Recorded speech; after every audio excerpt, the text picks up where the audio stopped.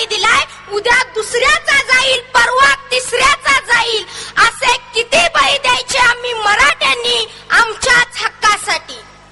45% mark मिळालेला मुलगा उच्च पदावर नोकरी करताना दिसतो आणि 95% मार्क मिळालेला माझा मराठी भाऊ साधी नोकरी किंवा शेती करताना दिसतो. एवढी तफावत का?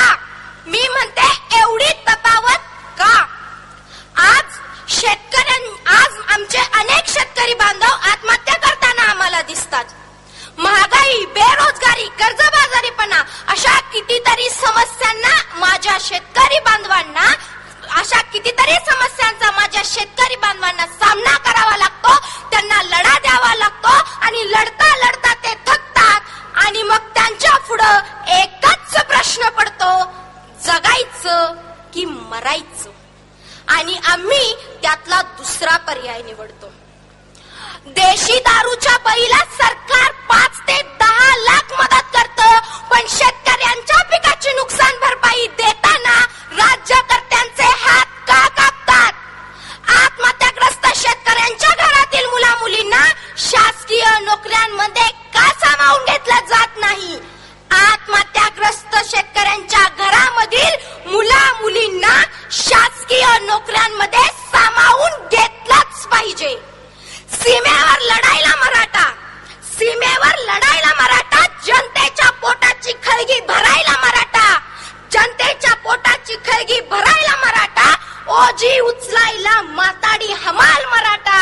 मग गुणवत्ता असूनही मागे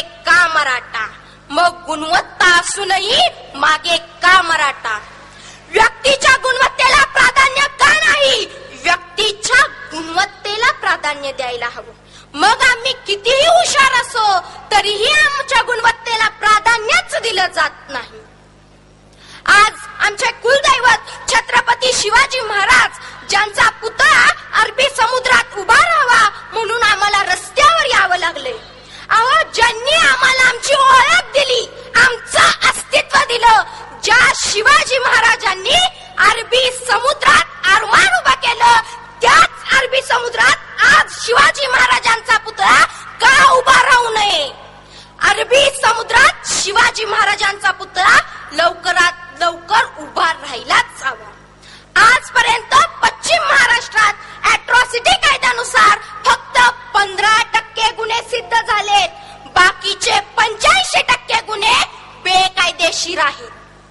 एखाद्या गुन्ह्याचा मूळ हा पुरावा असतो, पण त्याच गोष्टीकडे दुर्लक्ष करून एखाद्यावर विनाकारण गुन्हा नोंद करायचा, हा कुठला न्याय?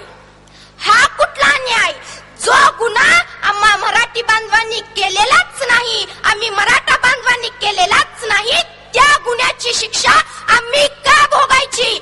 हा अन्याय आम्ही का सहन करायचा? ज्या शिवरायांच्या राज्यात स्त्रियांकडे वाकड्या नजरेने बघणाऱ्यांचे हातपाय तोडले जायचे, आज त्याच महाराष्ट्रात कोपर्डी सारखी प्रकरणं घडतायत. मुलगी हे चैनीचं साधन आहे अशी समज आपल्याच समाजातल्या काही विकृतींची आहे. पण लक्षात ठेवा, मुलगी हे काही चैनीचं साधन नाही. मुलगी, स्त्री ही तर आमची अस्मिता आहे, पण आज त्यांच्यावरच अन्याय होतोय. याला जबाबदार कोण? कोपर्डी अत्याचार प्रकरणात बळी ठरलेली तुमची माझी बहीण, काय दोष होता हो तिचा की एवढ्या कोवळ्या वयात तिला एवढी मोठी शिक्षा मिळाली?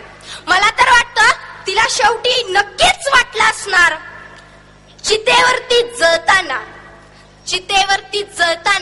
माझं हे अखेरचं मागणं, पुढचा जन्म नको मला, चुकून सुद्धा मुलगी म्हणून जगणं. पुढचा जन्म नको मला, चुकून सुद्धा मुलगी म्हणून जगणं. आज ह्या परिस्थितीला महाराष्ट्रातल्या कितीतरी मुली बळी गेलेत, पण आता बास. आम्हाला शिवाजी महाराज पुन्हा महाराष्ट्रात हवेत, आम्हाला शिवबा पुन्हा महाराष्ट्रात हवाय.